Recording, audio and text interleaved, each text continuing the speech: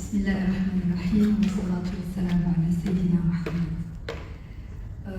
Dear delegates, hello everyone. I know this is the last session, so please bear with us because it is a very important one. First, my big congratulations to IConsult for championing such an important subject, which is gaining momentum in all professions and in the financial world. I'm really honored and humbled to be part of this conference, especially that it covers subjects that are far from being my field of expertise. But what I can say is that listening to the different sessions this morning has been very, very reinvigorating from a spiritual point of view and not just from a professional point of view. So thank you so much for all the panelists and for their input. So I'm going to start by calling on my colleagues.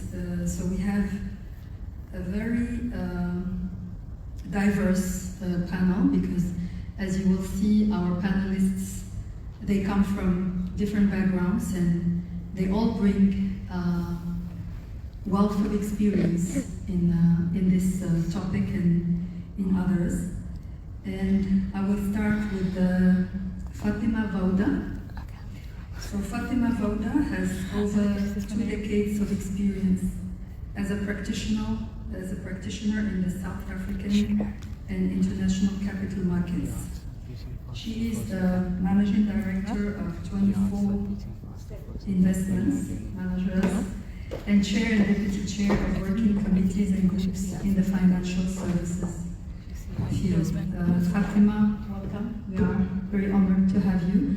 So I'm sorry, I'm not going to do justice to presenting all the experience of the panelists, and I'll try to be brief in the interest of time. Then we have Dr. Irum Saba, who is coming all the way from Pakistan. Dr. Irum has more than 17 years of progressive regulatory research, training and teaching experience. She's the first woman who joined Sharia board in Pakistan and is board member in several Pakistani, Malaysian and Maldivian companies. She's also a recipient of several awards and distinctions. Dr. Irum, can you join us? We then have Fayruz Mohamed, who is the national chairperson of SANZAF, South African National Zakah Fund, where she has been involved for more than 2 decades. She's the leading woman presenter in Zakat education and advocacy in South Africa and has earned the prestigious accolade as South Africa's most influential woman in Islamic business and finance, in addition to be highly ranked globally. Fayruz, welcome. We also have Umme Rooman Soofie, who is a Sharia scholar, and her main area of interest is the sacred sciences of Islam. Umme Rooman has studied in several countries, Syria, Jordan, and Malaysia.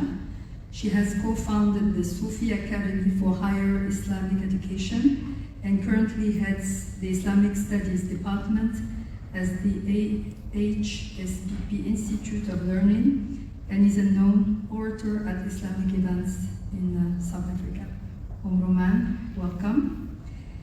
And last but not least, we have Yasmina Francke, who has already participated in a panel discussion this morning, so she has already been presented, but I'll just remind everybody that Yasmina is the CEO of South African Zakah Fund, SANZAF.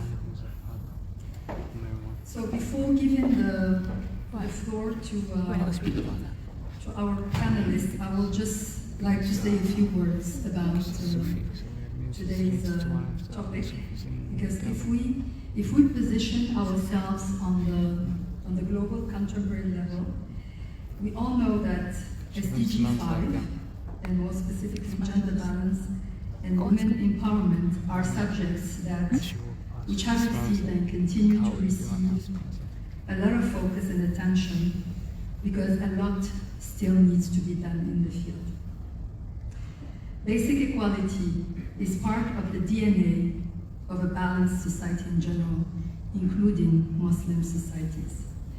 And we've heard it, the philosophical and spiritual concepts of equality, social justice, eradication of poverty are ingrained in Islam, even though the reality, unfortunately, in our cultures might not deal with these concepts properly. So as some of you probably know, the World Economic Forum publishes annually a global gender gap report, which shows that progress is very, very slow in this area. The World Economic Forum estimates that based on the current trends, it will take us almost 135 years to close the gender gap, which is a lot. And to quote the report on the website, it says, none of us will see gender parity in our lifetimes, and nor likely will many of our children. So this is scary. These numbers are very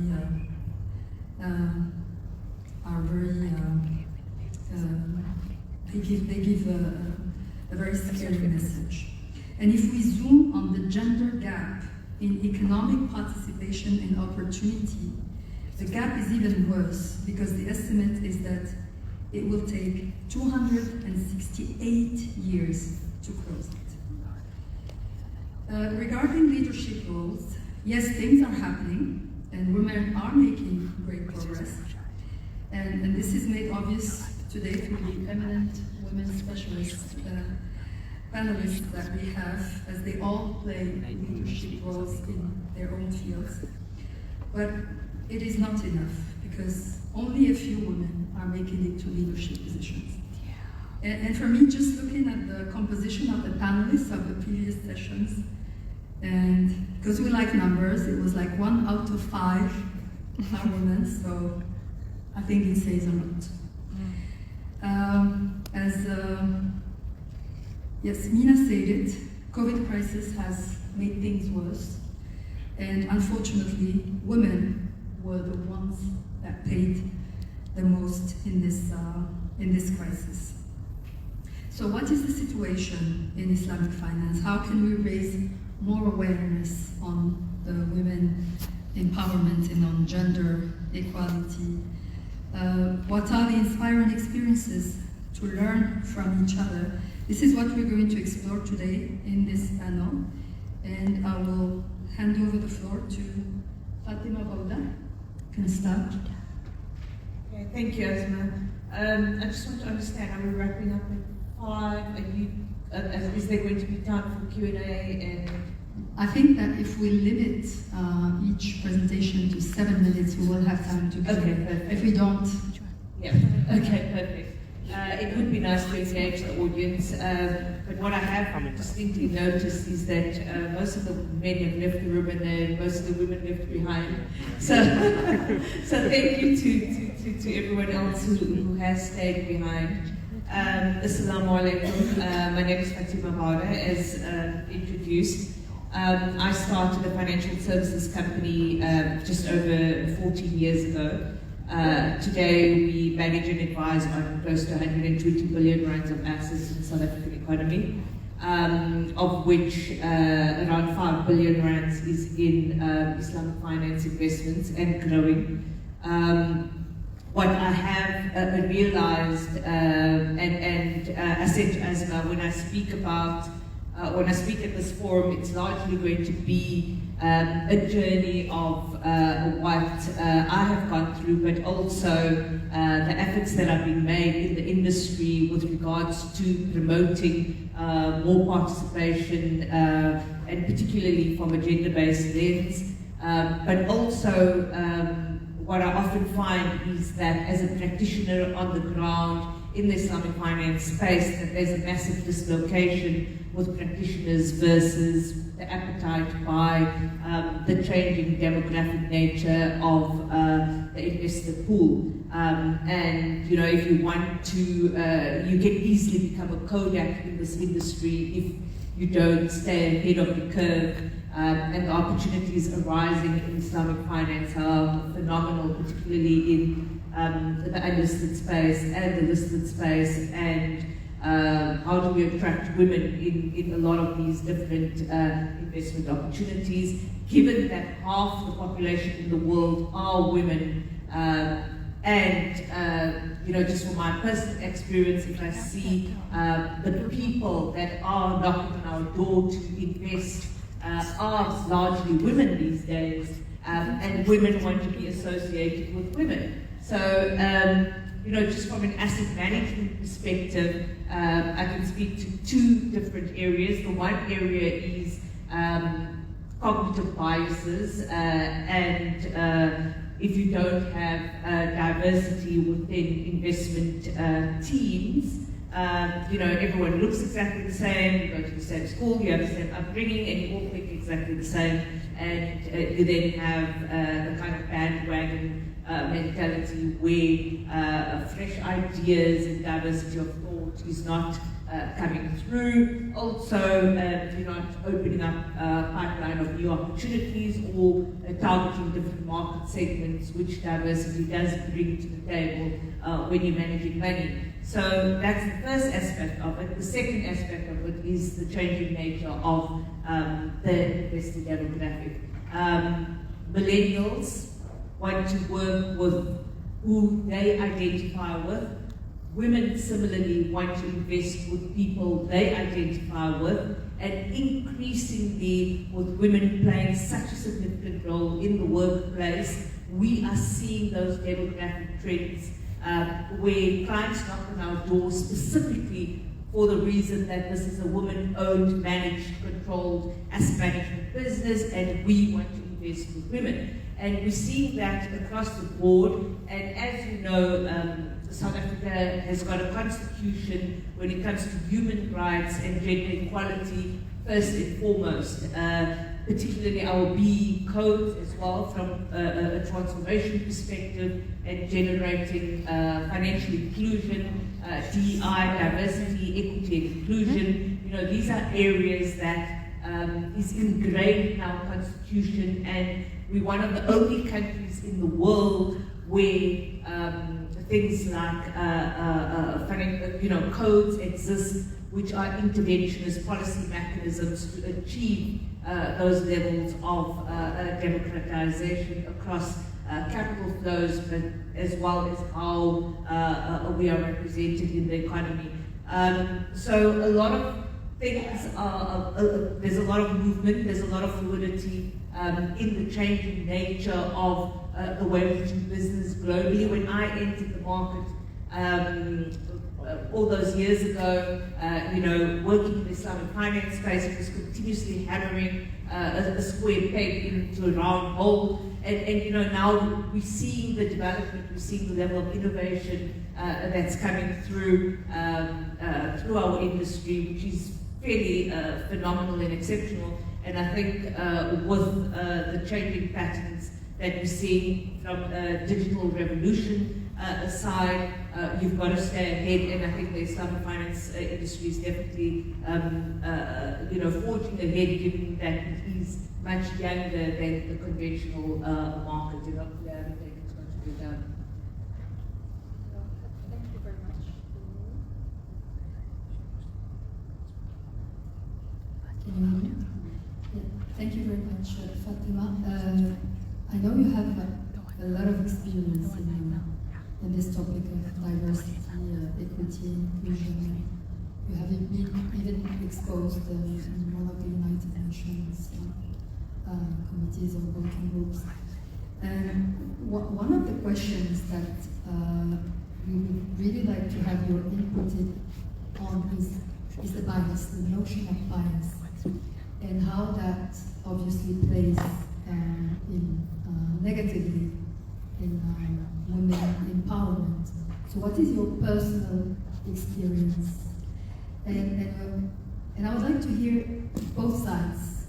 Things where you have contributed to the bias and things where you have supported the bias. So, first of all, I know one of the earlier panel speakers spoke about the United Nations Principles for Responsible Investment, and we were the first signatory in South Africa to become, the first company to become a signatory to the UNPRI. So we're actively involved in the various subcommittees of the UNPRI focused on global DEI, diversity, equity and inclusion. Recently we engaged with, on a global, we participated in the global conference with the CEO of the UNPRI, and that was just on the fringes of COP. And I think what's emerged, you know, while South Africa has always had this issue of race that it has existed following Black Lives Matter issue in the US, you know, you started seeing it become more of a global issue and much more integrated in terms of how companies are doing business and how investors are allocating capital. I mean, from my perspective, if you just look at the JSE, which is our Johannesburg Stock Exchange, of the top 100 companies by market capitalization, only 5 of them have women CEOs. I mean, those are shocking statistics, right? What we have done specifically on our end is one of the biggest challenges we faced in South Africa was the participation of Black people in the financial services industry, and as 27-4, we started up an accelerator and incubator 14 years ago. We've established over 40 Black-owned asset management businesses and have moved around close to 80 billion rands of capital to these different asset management firms. You know, we can speak till we're blue in the face about greater gender diversity within the industry, but something has got to be done. And so we established an accelerator for women-owned fund management firms. And increasingly, we are supporting more women-owned fund management firms, both in the listed and the unlisted space. The biases that women face are a lot more head-on than what anybody else faces, and particularly in South Africa, you know, you face the bias of race, you face the bias of gender, you face the bias of upbringing, you face all different types of biases. So, yeah. Thank you very much, Fatima. Dr. Irum, the floor is yours. I know you have some slides.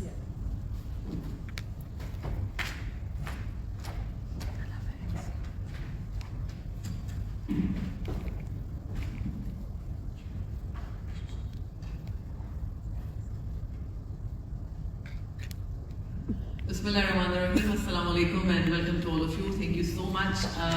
I want to start my presentation by saying thanks to IConsultAfrica. Thank you so much for the invitation, and I'm very glad that you have done a great job in bringing the market practitioner and also the academicians and having a gender balance, specifically for the last, I would say, that the session in which all the female speakers are present. The topic is very important when you talk about development of women in Islamic finance. Not only for South Africa, but all over the world, this is one of the very important topics. We talk about SDG 5, that this is about gender equality, but what is done so far? So what I'm going to share is basically, I will talk about my own country, what is happening in Pakistan, and then I will share my own story as well, as I promised with Asma. So, moving forward, Pakistan, we have 220 million population. And imagine, out of 220 million population, 50% are females. Now, see the balance. 50% are female almost, and 50% male. But when you talk about access to finance, only 7% of the 50% of the population have access to finance. And if you talk about the people, females who are working in the financial industry include both conventional and Islamic, there are only 12% females in the financial industry. We have 22 Islamic banking institutions in Pakistan, 5 full-fledged Islamic banks and 17 windows. But none of the Islamic banking institutions have any female CEO, though Islamic banking industry is growing, having double-digit growth, and we have 20% of the assets of the banking industry basically held by the Islamic banking institution.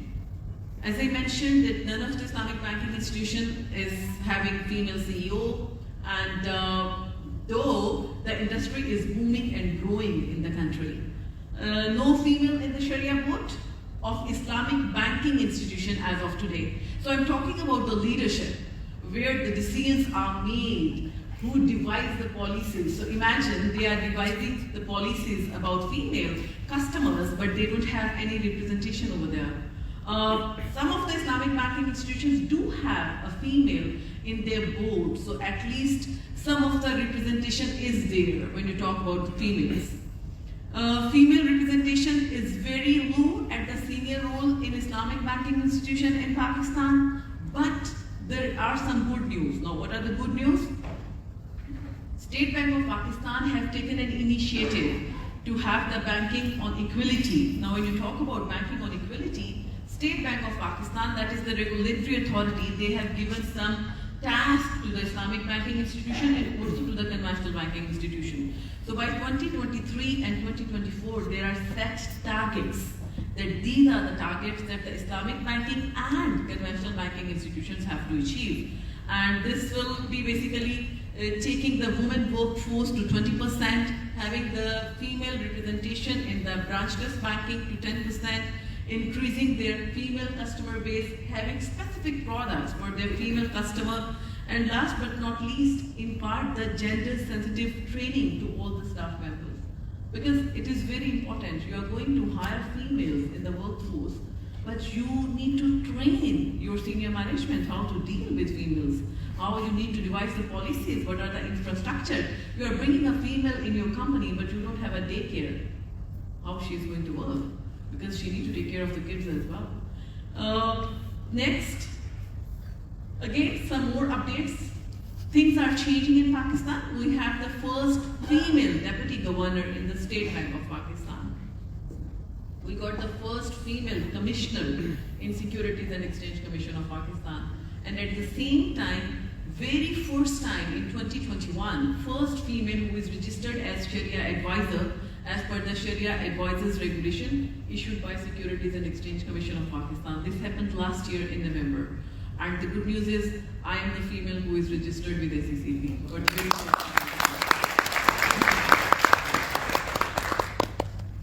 A little bit about myself, how I see a woman in Islamic finance and why I am sharing it. Believe me, when I started working in Islamic finance in Pakistan in 2002, there was no other female, even at the regulatory authority level, specifically in Securities and Exchange Commission of Pakistan, because I started working from there. So I was the only female who started working in Islamic insurance industry. And then I moved to the State Bank of Pakistan, the regulatory authority. I worked in Malaysia, Standard Chartered Sade, got the award last year after 16 years of service to this Islamic finance industry, not only in Pakistan, but all over the world. So I would like to say that finally, the reward is there. But what you need to do is basically, you need to have tawakkul. Keep doing your job. There will be many times when you will feel like, oh God, I should leave the industry, because it is really difficult. It is not easy at all. I might be showing you these slides and pictures and everything is rosy and beautiful, but this is not the case. There are so many tears behind all these things. So a message for my all colleagues, please have tawakkul. Correct your intention, what you want to achieve. You cannot get anything on your first day. You need to work hard and keep moving. Never stop working. So keep doing your best, stay united, and build your own support circle. You can see over here, There are so many females and there are so many males who support you. Never compete on the basis of the gender, because we are not here for the competition with male. We are here to compete with our own self, to be a better human being, to be a better person. So never go for a female or first female or second female. Go for the leadership position. First leader, second leader, third leader. So this is my message to all. Thank you very much. Thank you, Dr. Irum. I really like the passion behind your words and your inspiring advice. I love what you say about tawakkul, tawakkul ala Allah. That is what matters, and this is what I love about this conference. It's bringing up a lot of spirituality, even though we are talking about professional subjects, and that is, I think, what distinguishes Islamic finance, and that we need to keep having. Maybe just one quick question for you, Dr. Irum. I know that you have been in Malaysia for some time, and I've heard a lot about great things about Malaysia as being one of the best countries in Islamic finance.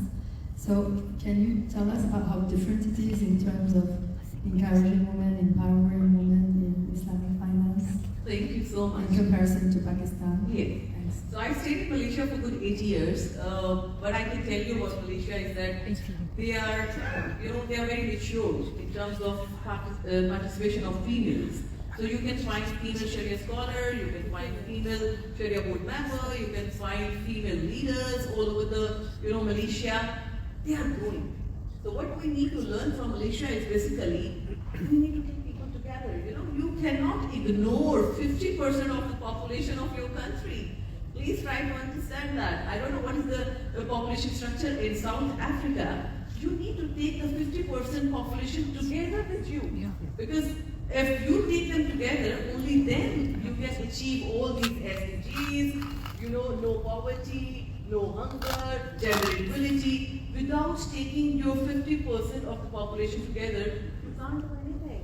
We will keep talking and keep discussing, and there will be no outcome. So what I like about Malaysia is they are very welcoming in terms of female participation, and the infrastructure is there.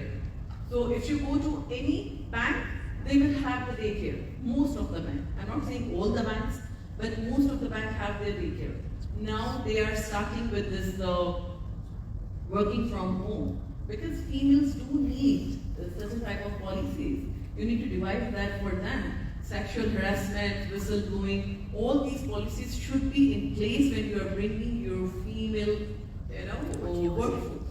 So in Malaysia, they are advanced in that sense. I know a lot of female Sharia scholars from Malaysia, very good sisters, but in Pakistan, we are moving slowly and steadily. I must say that if I am here today, there are so many Pakistani Muslim brothers who help me a lot.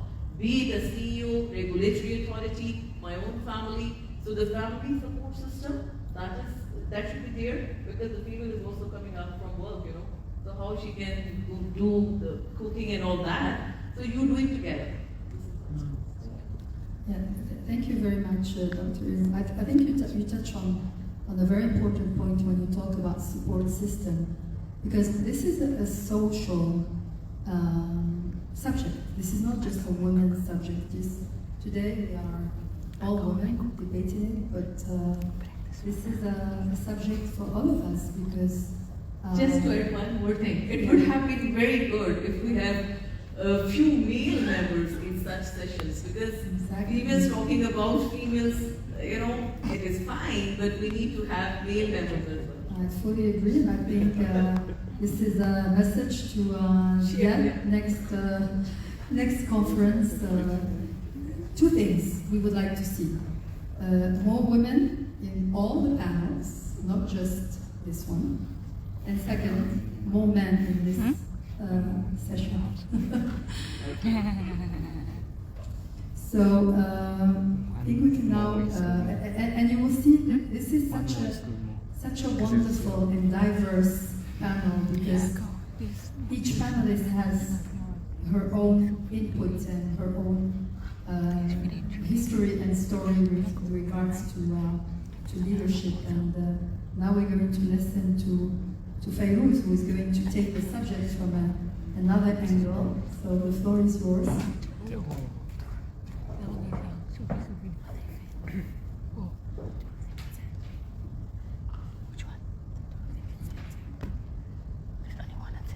بسم الله الرحمن الرحيم الحمد لله رب العالمين والصلاة والسلام على أشرف المرسلين سيدنا ونبينا ومولانا محمد أجمعين رب اشرح لي صدري ويسر لي أمري واحلل عقدة من لساني يفقهوا قولي السلام عليكم ورحمة الله وبركاته.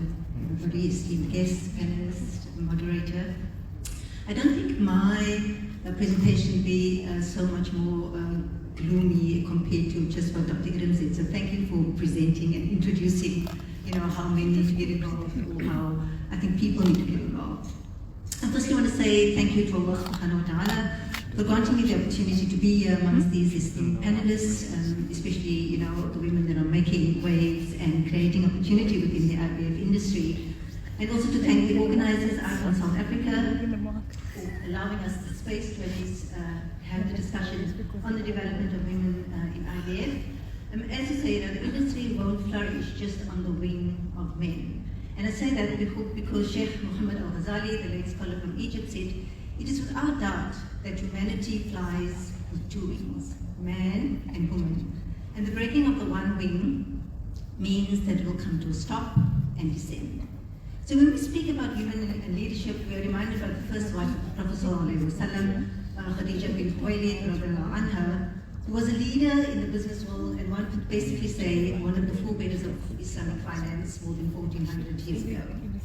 And prior to marrying the Prophet ﷺ, she was orphaned, and by her 30s she was widowed, and subhanAllah, like many of our mothers today, she didn't break under pressure, but instead worked hard and admirably became the most successful and respected businesswoman, maybe I should say business people of her time. She managed the investment she inherited with such skill, and her conduction of her business was credible that being an employee was a sought-after job. So let me also remind you that at this juncture at least, that this is the same woman who was our beloved Prophet ﷺ's greatest source of comfort during the early years of his prophethood and the mother of his children. Khadija radiallahu anha, the first Muslim woman, the mother of the believers, held a key leadership role in the business world of her time. So where are our Khadijas in key positions within the IVF industry today? Alhamdulillah, having been blessed to follow a career path not many Muslim, or women at least within my generation in general, were encouraged to follow, not because we were not smart enough, I hope, but because Islamic finance seemed far-fetched. And Alhamdulillah, having been recognized for the work we do by Women I, conferred by Cambridge IVF in the UK, it was a bit disappointing to know that only 2 South African women were represented on this 300 list of the most influential women in IVF. So this is undoubtedly something that needs to change, which brings to my main part of the presentation. Given that I have some exposure in the IVF industry, particularly as a woman and within the international level, I was keen to get a better understanding how women, the role that they play and the impact that they make, but more from a South African perspective. So there wasn't much data available. So I conducted some research of my own, and I'd like to firstly thank those institutions who have responded positively to my questionnaire, but very much more from the banking sector. And even late last night I received a response, so jazakallah to everybody. And although most structures were simple, there were some bit more complicated and had very much more cross-functional roles. And based on the sample information collected, and that could be quantified over 350 members, the good news is that there are more than 54% of women in the workspace of IVF. Sadly, as one looks at the hierarchy of these institutions, though, the data looks less promising, as women only occupy 7% in middle management and 3% in senior management, respectively. So I was a bit more disappointed, though, to discover that there are rarely any women within the advisory board capacities. And this information is not unique to the IVF sector. If you look at the Islamic social funding sector, particularly at the senior management level. And how is it possible to talk about the achievements of our mother Khadija anha, who was the employer of our Prophet ﷺ and essentially his manager, but not take some lessons from this and also be courageous enough to create opportunities for women in leadership roles? And I think one of the biggest challenges facing this fast-growing industry will be the lack of talent. So how will we close the gap if we are not then utilizing half of the population? And also based on information available, one can safely accept the main reasons women actually do not see IVF as a potential career prospect is that there aren't many female role models in the industry. It appears though that women are already progress beyond middle management, and career advancement for women in IVF appears to be limited. And then let's not forget about the social, cultural, and structural challenges that we need to interrogate.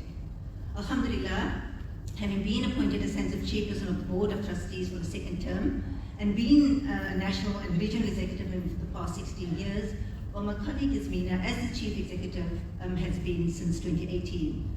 While many organizations say they admire our organization for appointing women in leadership roles, few or any have taken the initiative to do the same.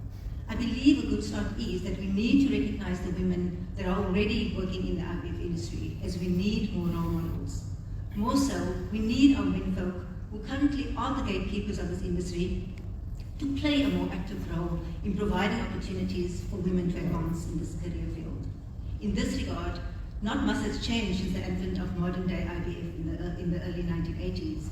I would propose, and I think Dr. Irum has said, that we need to do some policy changes, inclusive of all genders. There needs to be, for example, advisory board members need to have a limited number of board positions, so to ensure that the positions are widely spread and to ensure protection of information. I also propose an establishment of a plan that speaks to these policies but also hold those responsible to account. And one of the best examples of these policy changes, as Dr. Irum has mentioned, is in Malaysia, where the women are flourishing and are active roles, at least play active roles in the advancement of the industry. And what better example than to use than our specifically Dr. Irum, who is a board member of her first kind in Pakistan, that we can use. So it doesn't matter when we start. It doesn't matter how we start. What matters is that we actually make a start. And with that in mind, I would like to share how we at SANZAF, as well as in partnership with FNB, have already tried to make a start. Alhamdulillah, we will be launching the SANZAF IBA Women's Forum, which seeks to create a network of women in the IVF and to build a platform of positive engagement, development, and empowerment of women in this existing and fast-growing industry. We pray that through this network, it is our objective to support women to explore the vast possibilities within IVF, to share knowledge and experiences, and to network with like-minded women, and in the future, to expand this to women throughout Africa. I mean, shukran so much.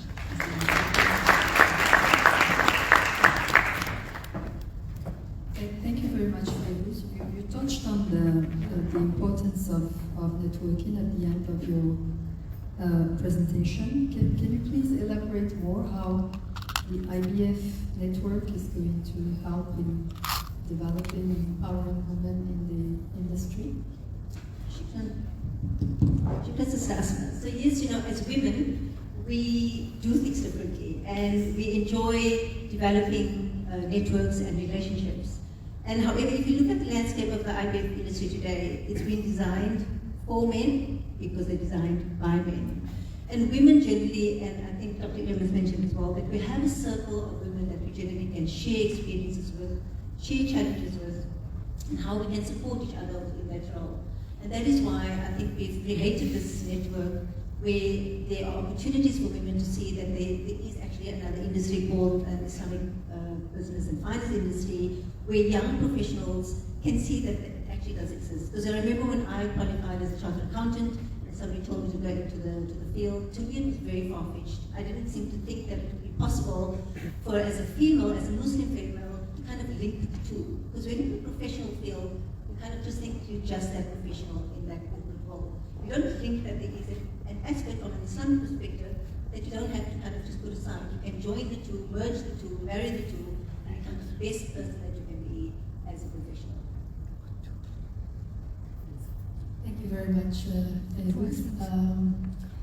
Again, we're going to listen now to Umme Rooman, who is going to take the subject from a different angle, which is more Sharia angle.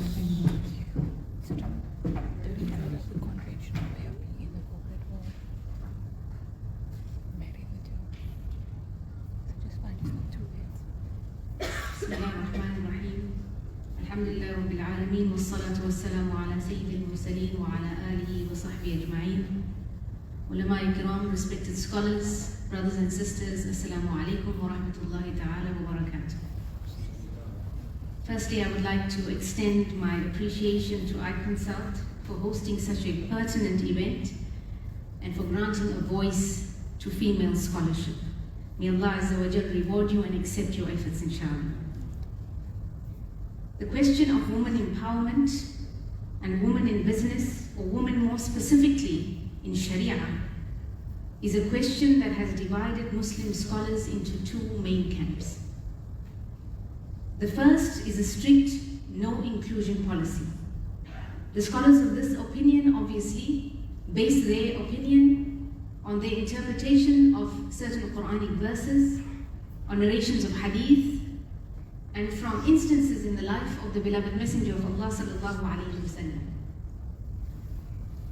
Also, due to societal degradation and to the evils of social interaction.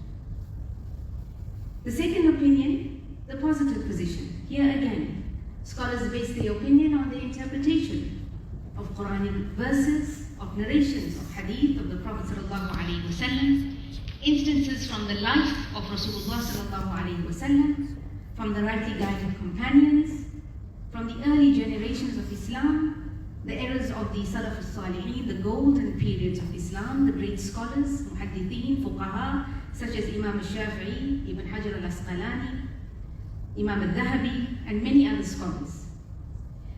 And in my opinion, unfortunately, the latter view is the minority view. And this is a shame. For Islam is a revolutionary religion which put to rest many misconceptions and injustices that women in the past were subjected to. From being regarded as inferior beings, the Quran elevated her status, so much so that women were regarded as equal to men in the sphere of education and social standing, and were awarded so many rights, even surpassing those of men. Women were afforded the opportunity to excel in any profession that they so desired, and they were encouraged and supported not only by society, but by the bringer of the sacred law himself, Sayyidina Rasulullah sallallahu alaihi wasallam. And there are many examples of women leaving their homes to work and excelling in their respective fields during the early days of Islam, being integrated into society as equal members and contributors to the upliftment and the evolution of the then newly established Islamic society. From Atiyah to Sulaim and others who would set out together with the Muslim army and Rasulullah sallallahu alaihi wasallam on various battles, providing water for the Muslim warriors, handing them weapons, preparing food, treating the injured, even carrying the bodies of the martyrs to their places of burial. Women and their contributions were acknowledged, were encouraged by the beloved Prophet of Allah sallallahu alaihi wasallam, and their opinions were valued. As stated so beautifully by Mufti Faraz, his sallallahu alaihi wasallam's objective was human development. The prophetic model was committed to individuals and their growth. The Prophet of Allah sallallahu alaihi wasallam encouraged debate with Sayyidah Hafsa, and in doing so he supported her intellectual development. He asked us to take half of our religion from Sayyidah Aisha Siddiqa. He took the advice of Salama when he was faced with a dilemma. And the very famous example of Shifa bint Abdullah, who used to not only go out and teach the Muslim woman to read and write and practice medicine during the lifetime of Rasulullah sallallahu alaihi wasallam, but also during the era of the second Khalif of Islam, Umar ibn al-Khattab. She was appointed to occupy a position called al-Hisba, or the market inspector, ensuring that the scales were just and accurate and that transactions were carried out according to the laws of Islam. Now I want you to take a moment to understand why this particular situation is constantly mentioned in the books and in the writings of Islamic economics and Islamic finance when it comes to women.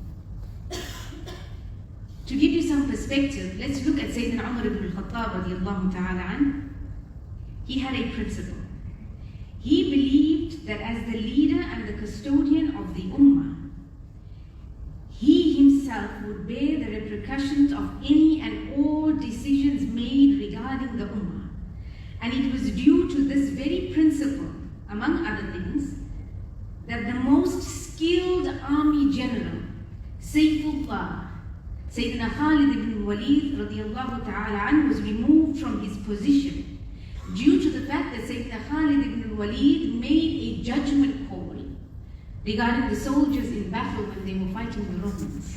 Bear in mind, he was far, far away from the precincts of Medina Munawwara and could not easily discuss the matter with Sayyidina Umar ibn al-Khattab, so he rashly made a decision.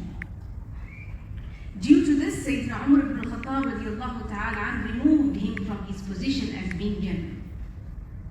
That very Umar ibn al-Khattab stood in the middle of the marketplace, loudly proclaiming that any verdict, any ruling that is given by Shifa regarding your matters and transactions in the business place, know that that verdict, what is a verdict, by the way? What is a jurisprudential or juristic verdict known as in Islam? Fatwa. Sayyidina Umar ibn al-Khattab said any verdict that is given by Shifa regarding your matters of trade in the marketplace, know that it is the verdict and the ruling of Umar ibn al-Khattab. She was awarded the highest authority in that her word was elevated to equate or to be equivalent to the word of Amirul Mu'mineen. These examples are ones we need to consider in our time. We need to move from mere recollection of these stories, and we need to move towards upholding their values and their lessons. Women have the right to excel in a beneficial career, and it is up to the workforce to provide that safe environment for her to do so. And all of this comes from the essence of the Quran and the Sunnah and the biography of Rasulullah sallallahu alaihi wasallam. Does Islam not take into consideration evolving environments and changing circumstances? Is this not how the very foundation of Islamic jurisprudence was born? As stated by Professor Ziad earlier, change is constant. Can we not adopt then the views of scholars the likes of Sayyidina Imam Abu Hanifa, Imam al-Tabari, Ibn Hazm, who held the view that women could hold the topmost judicial job as inferred by the verses of the Quran, which mentions the Queen of Sheba as a just ruler? However, Muslim scholars still remain somewhat hesitant, whether it is due to their firm conviction that the opinions they have chosen is the correct one, or whether it is because, according to them, another opinion opens the door to so-called fitna. Societal degradation, moral degradation, another constant. If there were permanent solutions to this particular problem, Allah Azza wa Jal would not have needed to send 124,000 prophets to correct society. If some apples in the harvest are rotten, parasites appear in the fields, should the farmer now stop harvesting apples and hide away the seeds? No. He should assess the damage. He should correct the flaws. He should re-evaluate the system and plant anew. And we continue to benefit from the fruit of that harvest. Empowering women is the essence of Islam, and it will lead to the benefit of the Islamic community as a whole and not degenerate it. Imam al-Dhahabi noted that amongst female narrators of hadith, there was not a single fabricator to be found. Women's scholarly integrity and independence were impeachable.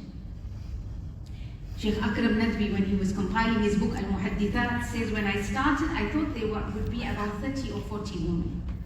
But as the study progressed, he accounts female scholars kept growing and growing until eventually there were no less than 8,000 biographical accounts to be found.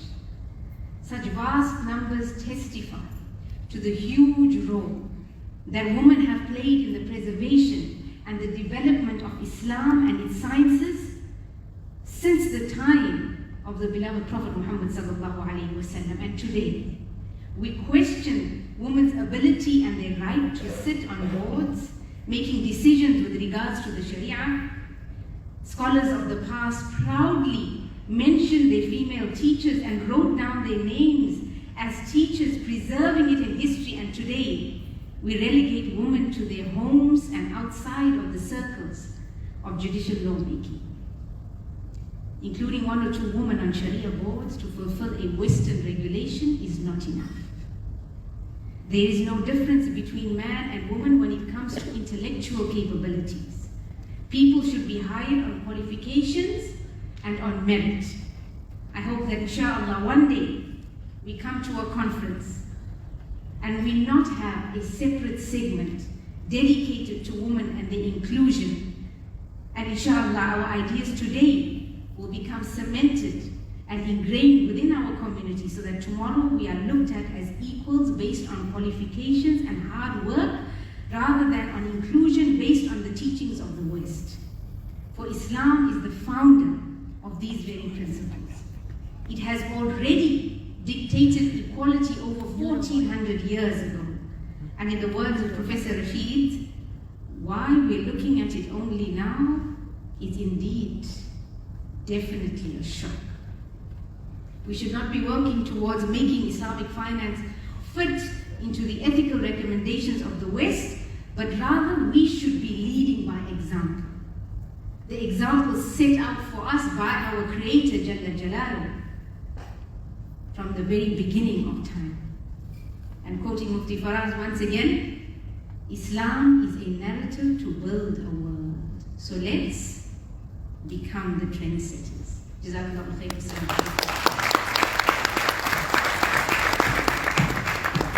Thank you so much, Umme Rooman. You said that Islam is a revolutionary religion. I think you just made a revolutionary speech. I hope your call for change to Muslim scholars is going to be heard and acted upon. So thank you so much for these words. Just to stay on the same subject, I mean, you made it clear that empowerment of women is the essence of Islam. Gender equality is in our religion. So I understand the philosophical question that Yasmina started this morning about SDG versus Islamic, who should fit in the other. But I will still ask this question: how does the concept of gender equality in the SDG 5 compares to gender equality in Islam? Islam looks at women, like we said. When it comes to a woman as a human being, then there is no difference. In the sense that her duties towards her Creator are the same as that of a man. Her obligations towards society and relationship between members of society are the same. Her rights and duties are the same. She has the right to safety, she has the right to security, she has the right to freedom, she has the right to earning. Economic sphere, she is the same. However, Islam beautifies the SDG one step further. We said Islam is Allah is the one who had shown us this way before the West came out with equality. So Islam beautifies this even further. Allah Azza wa Jal shows us that there is a distinction between man and woman. And this is not captured in the UN SDGs. It shows us that Allah has created each differently. And in a Quranic verse, Allah subhanahu wa ta'ala tells us that one should not want to be like the other. We all have our own fitr. Islam acknowledges the strength of a man and the softness of a woman. the physical strength of a man and the emotional stability of a woman. Now, we should not look at the softness of a woman to mean weakness. Soft is not the same as weak. Soft means caring, loving, emotional. But if a woman wants to take a stand, and we look at the example of the first martyr in Islam, Sayyidah Sumayya radiallahu ta'ala anha. How was she the first martyr in Islam? She stood her ground on her shahada, on her submission to her Lord. Strength that she showed, no one else showed at that time, and hence she was the first martyr in Islam. Sayyidah Safiya radiallahu ta'ala anha, the aunt of the Messenger of Allah, when the opposing army breached the city walls, she, together with the women of the city, grabbed poles and defended themselves. Other great women defended the Messenger of Allah in battle. So if a woman is placed in a situation that needs strength, she shows the highest degree of power.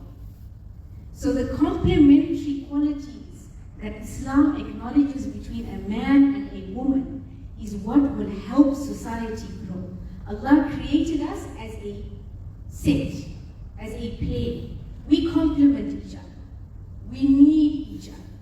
Where a man falls short, a woman helps out. Where a woman falls short, a man helps out.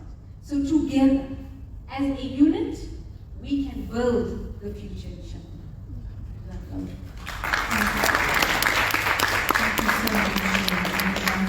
Great perspective of complementarity, which is indeed what we need to think about. Yasmina, you're going to have the honor to have be the last on the floor.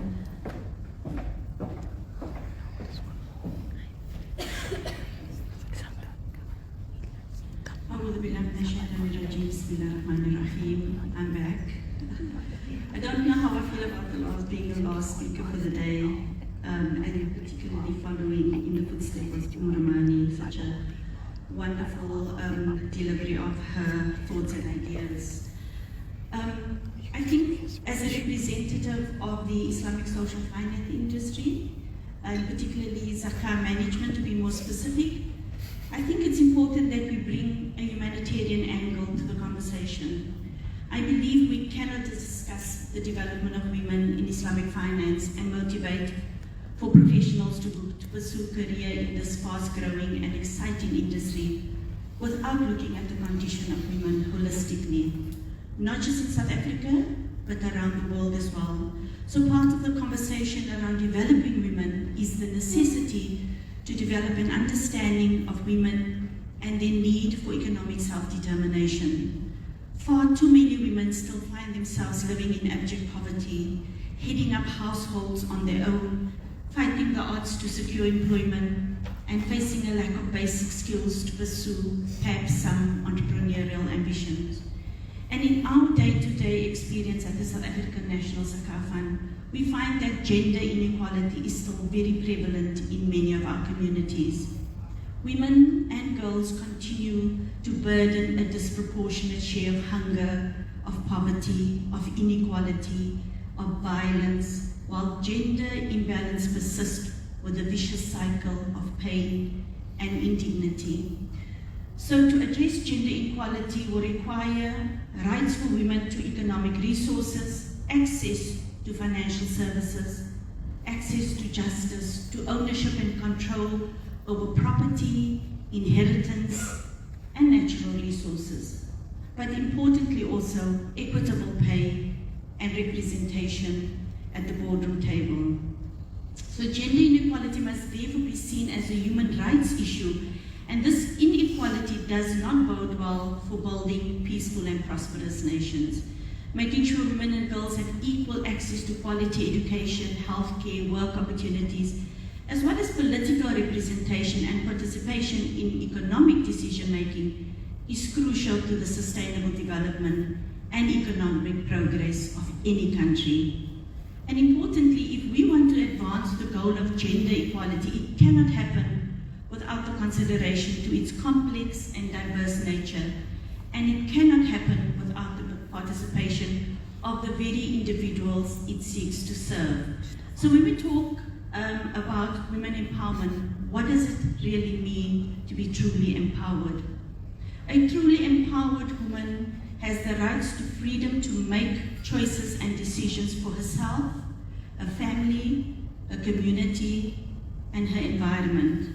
It cannot and should not be done for her by others who do not engage her, who do not listen to her, who do not hear her, and do not allow her to have a voice and an ambition and a drive to achieve.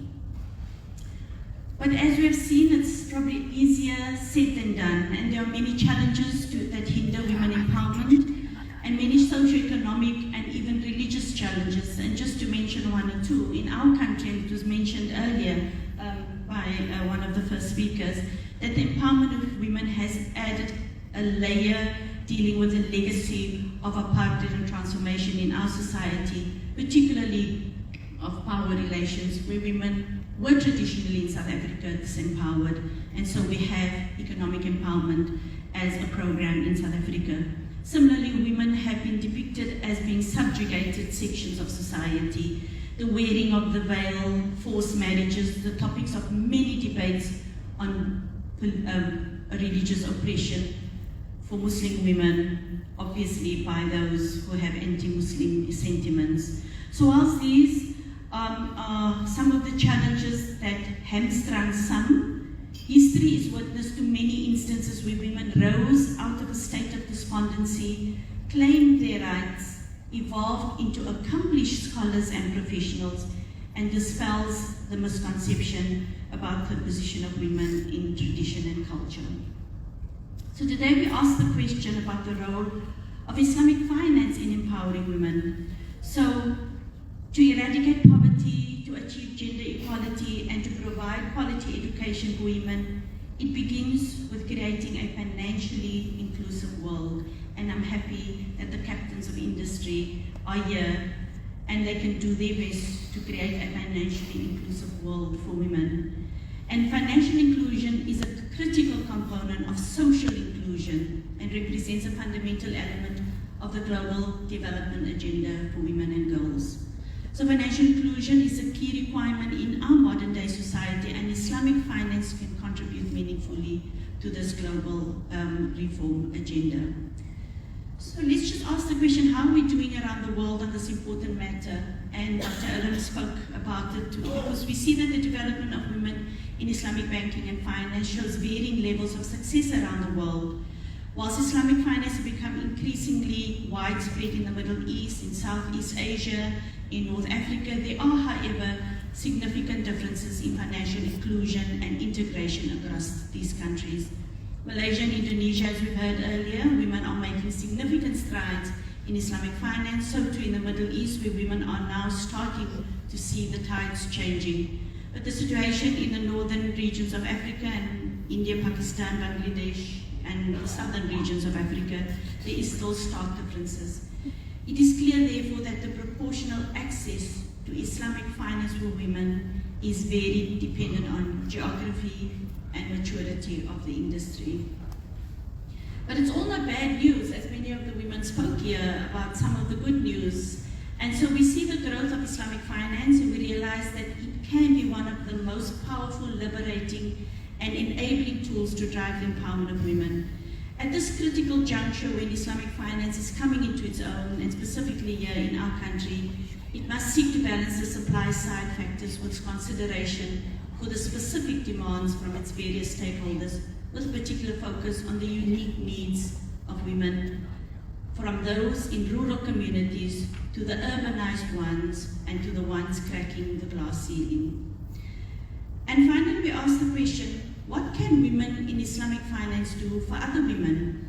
And so we must accept that there is the possibility that women who find themselves representing the Islamic finance industry today may not necessarily relate to the dire circumstances of many other women I spoke about earlier. It's also possible that some women were spared the experiences of many disempowered women, But this does not absolve them of the responsibility to look out for their fellow sisters and daughters.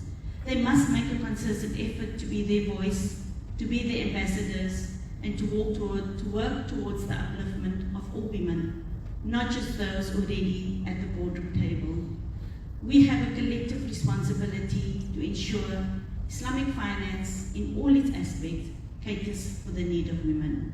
Shukran. Assalamu alaikum wa rahmatullahi wa barakatuh.